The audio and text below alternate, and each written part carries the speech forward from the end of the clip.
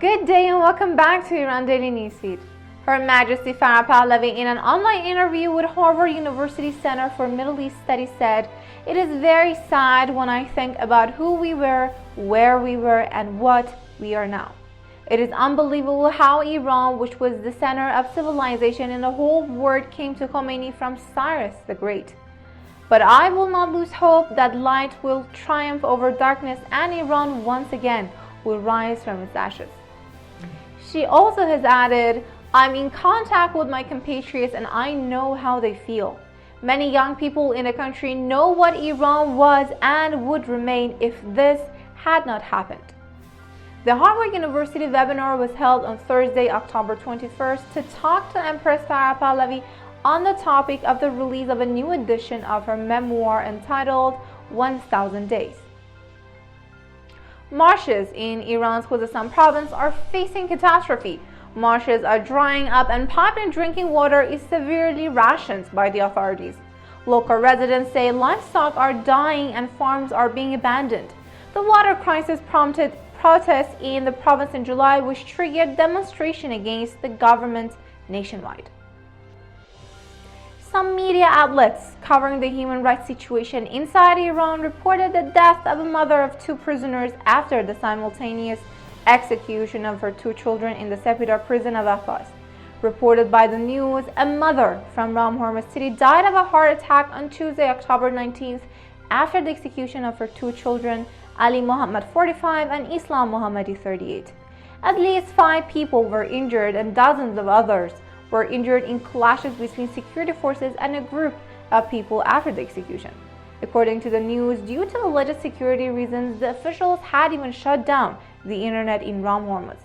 The two citizens were charged with murder and eventually were sentenced to death. News of the executions, however, has not been announced by any local media or official sources. The lawyer for the Bahais of the village of Ava said the request for a retrial in the case of confiscation of their property was rejected for unknown reasons. On October 21st, Muhammad Hadi Irfanian Kasib announced in a tweet the request was rejected on September 21st. Earlier on August 23rd, he had announced that he would apply for a retrial. The confiscation of properties belonging to Bahais appear to be part of the Islamic Republic's systematic effort against this religious minority in Iran. Over the past 4 decades, there have been numerous reports of Bahais being barred from attending universities and earning a living, and even the cemeteries of Bahais have been desecrated. More than 200 Bahais have reportedly been executed by the Islamic Republic since the revolution. And that just doesn't end there. In 2010, houses belonging to about 50 Bahai families in the village of Ava Mazandar province were burned and destroyed, forcing residents to leave their ancestral farms and homes. In a new report on climate change in various countries, a U.S. affiliated with the Office of National Intelligence have said Iran would face instability, local conflicts, and population displacement in the upcoming decades, citing repeated droughts in Iran. Iran is facing severe heat waves and increasing desertification, citing poor management of water resources, declining food production, and rising import costs as other problems associated with the crisis. It is predicted that global climate change will lead to more geopolitical tensions and that the consequences of the crisis will be more pronounced in different parts of the world after 2030. It also stressed that the current policies and commitments of the countries are not sufficient to achieve the goals of the Paris Agreement. In a research report released in September this year, a scientific institute reported that almost no country is taking the necessary steps under international agreement to curb climate change, and that only the small country Gambian of the African continent is taking the necessary steps to reduce its emits polluting gases. Reducing global emission is one of the main pillars of the 2015 Paris Climate Agreement, to curb global warming to 1.5 degrees Celsius higher than pre-industrial times. While the Russian news agency Sputnik reported the issuance of a joint statement at the end of Moscow meeting on Afghanistan, The Iranian representative at the meeting claims otherwise and says the meeting was fruitless and that the two sides had not reached a consensus on a joint statement.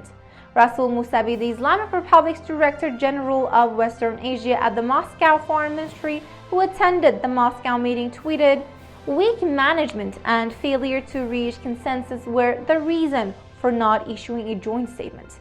The state-run IRNA news agency published a statement by the Russian Foreign Ministry about the meeting, which also included the phrase provisional government.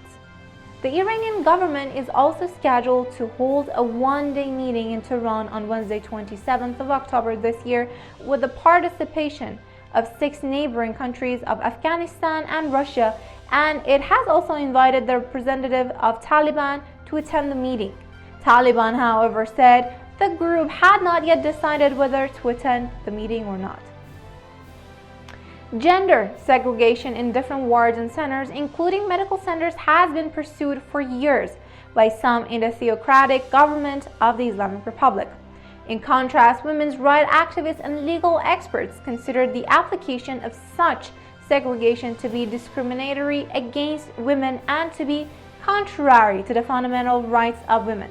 But the sexist Islamic Republic is not standing down. Recently, in response to criticism at Fars news agency, the IRI's Ministry of Health declared the presence of a female staff member during a women's ultrasound by male radiologists is mandatory. Fars news agency affiliated with the theocratic government has recently launched a campaign calling for the prevention of women's ultrasound by male radiologists and the improvement of the state ultrasound centers and a gender adaptation plan of medical centers. In response to this criticism, the Ministry of Health, in a letter dated October 20th to the heads of the University of Medical Science, has called for the implementation of compliance laws. Qasem Janbabai, the Deputy Minister of Health, told Fars news agency, according to the executive regulations of the law on the compliance of administrative and technical affairs of medical institutions with the standards of the Sharia law, diagnostic, treatment and care measures in medical institutions must be carried out by same gender technical staff, while preserving the patient's rights according to the Sharia legal and medical principles. He then added, if these conditions and obstetrics and gynecology examinations, which should be performed by different gender is urgent cases, are not possible, then the presence of one of the patient's mahram in another ward, patient's unmarriageable kin, or a female technical staff is a must and is required. And that was all for today. I'm Kate, and thank you for the privilege of your time.